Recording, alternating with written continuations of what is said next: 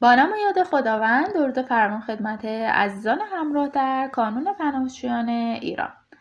موضوعی که راجع بهش صحبت میکنم کمک به اسکان متقاضیان برنامه بشردوستانه در کشور استرالیا هست. دولت استرالیا برای بهبود رفاه مادام العمر مهاجران و پناهندگان مستقر در استرالیا از طریق پاسخگویی به نیازهای خاص اونها و تشویق استقلال و حتی مشارکت اونها در جامعه استرالیا بسیار تلاش میکنه.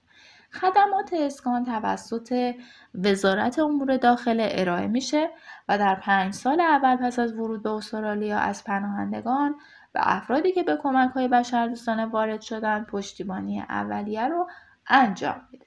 علاوه بر این اقدامات برای اسکان پناهجویان و افرادی که به کمک‌های بشردوستانه وارد شدن و حتی برای ایجاد ادغام پناهندگان برای ورود به جامعه و حتی مسیرهای اقتصادی خیلی خوبی رو باز میکنه برای پناهندگان. دولت در حال سرمایه‌گذاری 8.6 میلیون دلاری در کریپس هست که از 1500 نفر برای شرکت در کریپس در طول 4 سال حمایت میکنه.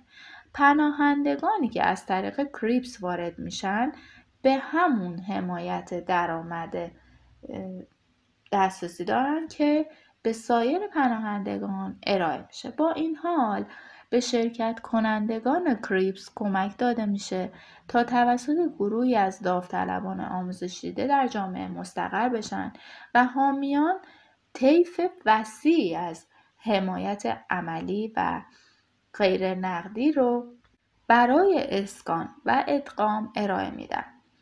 مثلا مثل از جمله کمک در یافتن مسکن، کار و یادگیری زبان انگلیسی.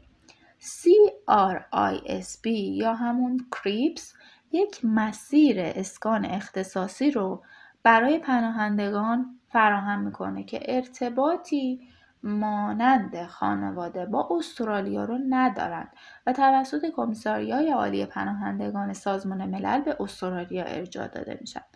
دولت استرالیا به تدریج پذیرش CSP رو به 5000 مکان در سال افزایش میده و فرصت‌هایی رو برای تجارت گروه‌های اجتماعی یا افراد خاص برای مشارکت و حمایت از اسکان مجدد پناهندگان تسهیل میکنه.